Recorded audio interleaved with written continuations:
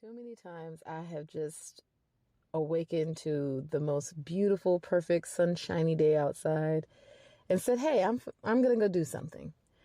And you're out and you're about enjoying the sunshine and sometimes a breeze, depending on where you are. If you live in Georgia, you only experience breezes in the wintertime where it's too cold to even want a breeze. But anyway, so yeah, you're experiencing the beautiful sunshiny day, breeze. Maybe you went to the park, maybe you went to the lake, but you're just outside.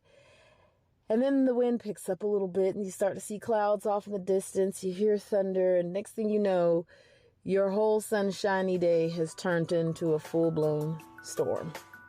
We've all been there before. We've all been there. And that's what I'm going to talk about today. All right, let's get into it.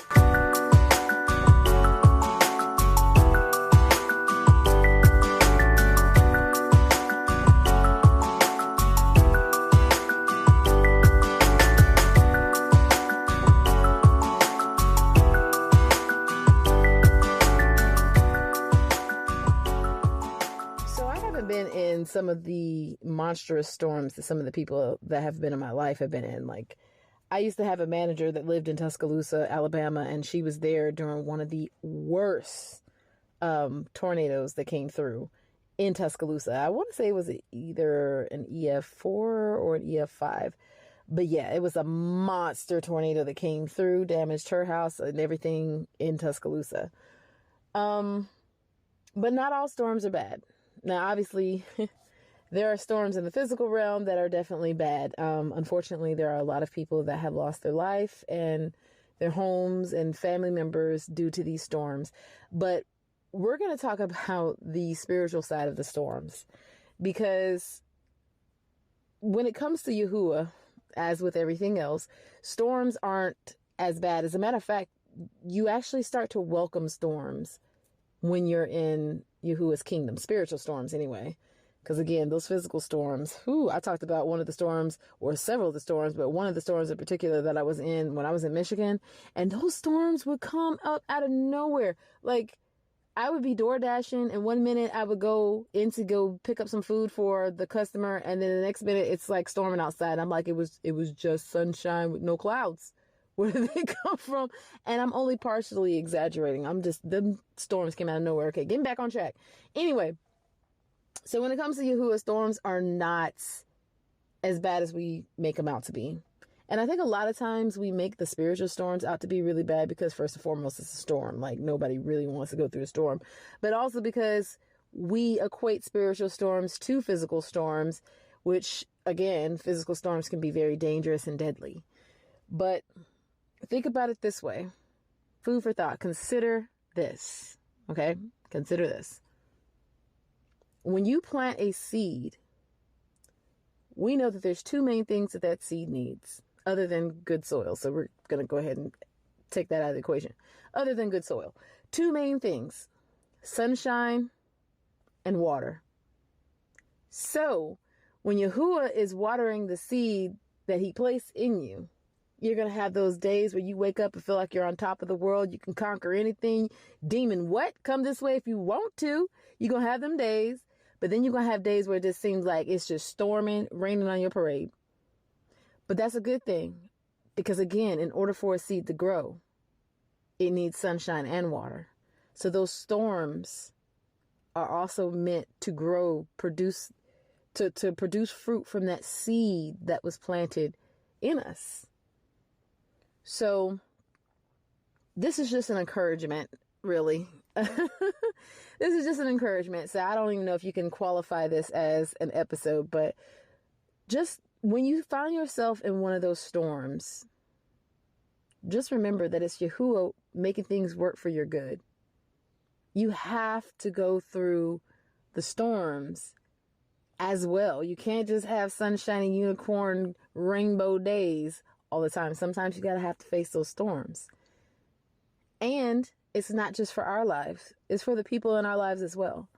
If Yahuah sent you to sow a seed into someone, and by seed, remember we talked about in the episode seeds, we're not talking about financially necessarily. I mean, it can be a financial, but the more important seeds, like his word, when we sow that into someone, we have to stand back and let those storms hit that person.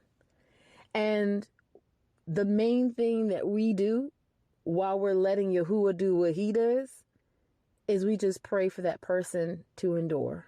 Pray for their faith. Pray for their endurance while they're going through the storm, because they're going to have to go through the storm.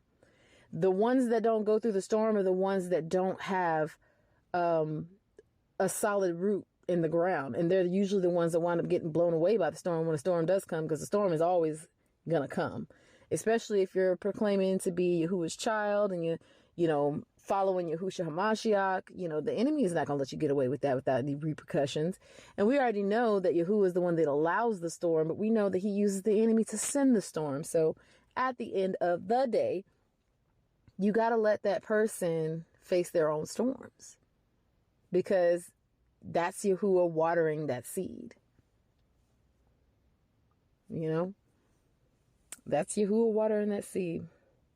And I know it's hard, especially when it comes to, it's hard when it comes to ourselves, but then when it comes to our loved ones, especially, it's hard because we want to protect everybody, but we have to not make the mistake of becoming someone's Adonai, someone's Adoni, someone's Elohim. There's only one, and we're not him. It's very tempting to want to take control over the situation and be there, but that's not our place. That's not our job. That's not our responsibility, and that's not our child. And by child, I mean even if it's your parent or your sibling or your coworker, that's still not our child. That's Yahuwah's child. And the only thing that we're meant to do is to sow that seed, and then whatever else he tells us to do. Because sometimes he might tell you to do something other than pray and for that person to endure through the storm. You know what I'm saying? But yeah, storms. They're not as bad as you think, although they do feel that way in the moment of it. But I feel like that's what Yahushua was trying to get us to understand when he called Kepha out of that boat that day. You know what I'm saying? I feel like that's what he was trying to get across to not just Kepha and the other disciples that were in the boat with him, but also to us, the reader. Like, the storm is not as bad as you think it is, because I'm with you. Like, I'm here with you in the storm. Like, what can the storm do to me? And I get it. Naturally, we are afraid because of our flesh. But again, we're no longer operating in the flesh. We're no longer the old man. We're no longer carnal beings. We are spiritual beings. So we are being transformed by the renewing of our mind. Storms also produce endurance in us. Think about a hurricane. A hurricane is very slow moving. And if you should find yourself caught in a hurricane, like you didn't evacuate in enough time, you have to endure that storm. You have to hold on until that storm is over. And maybe not even as slow as a hurricane. Maybe it's just a very large tornado. You still have to hold on and endure until that thing passes. And speaking of which, listen, sidebar. Every time I think about when Elisha and Elijah were going about, and Elijah, I'll say Eliyahu. So Eliyahu is Elijah. When Eliyahu knew that his time was about to be up, and Elisha was like, no, I'm going to go with you wherever you go. And Eliyahu was like, nah, you stay here. But then Elisha was like, no, I'm going to go with you. Right? Eliyahu, it said he got taken up into heaven in a whirlwind. Now, that was biblical language. That was how they described it in the Bible. Now, I'm finna describe it in 2023. Well, I know that's a Babylonian year. 5783. How about that? I'm finna describe it, okay? I'm putting it in them terms. Eliyahu was sucked up by a tornado. I'm just saying, that's what a whirlwind is, a tornado. Do you have the faith to walk into an EF5? I'm just saying. Now that's a storm, and he walked into the storm. That's some faith. You know how you always hear people talk about something? I got that Elijah anointing. But is you finna walk into a tornado? Because if you're not, I don't think you have that anointing, boo. I'm just saying. I have whatever anointing Yahuah want to give to me. If he ain't calling me to walk into tornadoes, I'm very grateful for that. I'm going to leave that to Eliyahu. He did a very good job. And listen, the way I know it was a powerful tornado too, it said that a golden chariot of fire had to come down and separate Elisha from Eliyahu to keep him from being sucked up into this world. It was a tornado. And here's the thing. So I'm the nerd that watches storm videos on YouTube. I'm just saying they interest me. I just don't want to be in one. But some of those tornadoes, if you look at the clouds and stuff that are around the tornado, there's some scary looking clouds. Now imagine walking outside. It's one thing to be driving through that, but imagine be walking outside, because you know they didn't have no carts or cars back, or vans or trucks back then. Man, please. I'm just saying. Now that's a storm, and that's some faith. Sidebar ended. All right. If you'd like to get in contact with me, you can reach me at replenishme@gmail.com. Much shalom and ahava. Let he who has an ear hear what Ruach HaKodesh is saying. And until next time, shalom aleichem.